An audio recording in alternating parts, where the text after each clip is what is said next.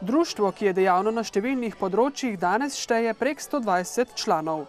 Mi poskušamo čim več ohranjati.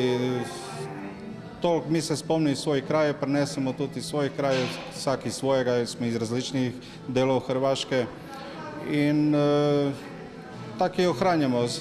Mi pojemo naprimer tudi pesmi iz vseh krajev Hrvaške, tako zato imamo vsak drugo nošo. Naloge in spodbuda je bila glih to, potreba po pomoći beguncima, pol se je pa iz tega razvilo pol kulturna dejavnost, družbena dejavnost, organizirali smo tribine.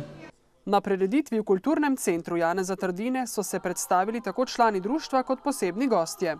Zelo raznolika in bogata, od Slavonije, Prekmurja, Međimurja do Like, Korduna, Istre, Dalmacije do Dubrovnika.